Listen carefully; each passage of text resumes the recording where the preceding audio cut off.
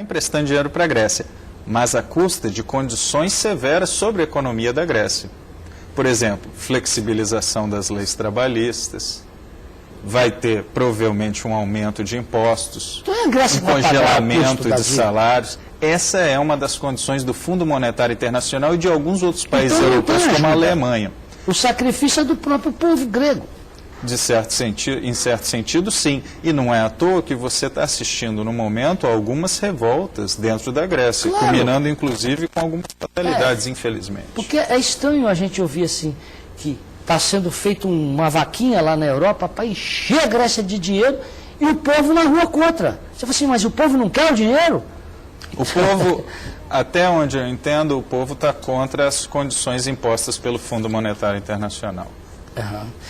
Então vamos agora só para colocar. E o Brasil nessa relação com a Grécia aí? Com a Grécia e com a Europa? É possível um certo contágio aqui? É possível, sim. Do mesmo modo que a gente começou falando de uma crise, começa em um mercado muito particular, que é o mercado imobiliário norte-americano, atinge o mundo inteiro, inclusive o Brasil, é possível. Qual que é uma grande vantagem, no nosso caso, do Brasil e do Espírito Santo? A Grécia não é um dos principais parceiros comerciais do país ou do Estado. Agora, se a Grécia afeta a Europa e afeta um parceiro que realmente importa para nós, a Holanda, por exemplo, é o terceiro maior parceiro comercial do Estado do Espírito Santo no momento. Resultado de um estudo recente que a gente conduziu lá no Instituto Jones. A Holanda. A Holanda. Por quê? Porque a Holanda tem um importante entreposto comercial, que é o Porto de Roterdã. É o principal porto de escoamento das principais mercadorias da Europa. Aí sim eu posso ter um efeito maior.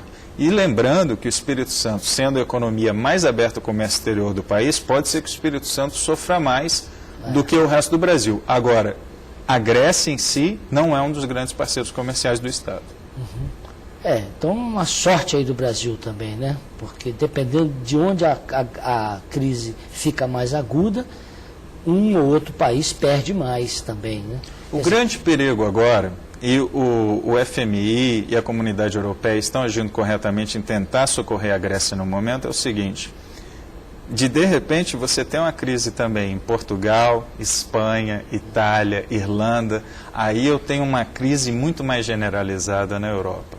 E aí a chance de eu voltar a ter uma crise nos moldes da crise de 2008, ou mesmo que tenha uma intensidade menor, acaba sendo uma probabilidade maior disso acontecer, e os impactos não só sobre o Brasil, mas no mundo como um todo, podem ser maiores.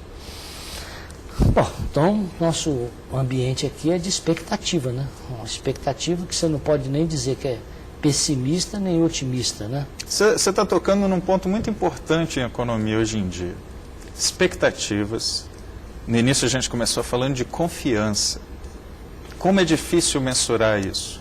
Mas, ao mesmo tempo, essas variáveis desempenham um papel fundamental na macroeconomia de hoje. Dependendo do que as pessoas acreditam que vai acontecer, as coisas acabam se realizando, é o que a gente chama de profecias autorrealizáveis, tanto para o bem quanto para os aspectos negativos também. Confiança é um fator fundamental hoje. Se a desconfiança se espalha pela Europa, por exemplo, se os bancos começam a desconfiar que não vale a pena realizar empréstimos interbancários com bancos europeus, isso acaba tendo uma consequência em termos de variáveis reais, variáveis que importam, como produção, emprego e assim por diante. Confiança, incerteza, são variáveis que, apesar de serem muito difíceis de serem mensuradas, dizem muito a respeito do futuro da economia hoje em dia. Obrigado, Matheus Albergaria de Magalhães, economista, falando aqui sobre a crise na Grécia, na Europa e a repercussão no Brasil e no Espírito Santo. Eu que agradeço.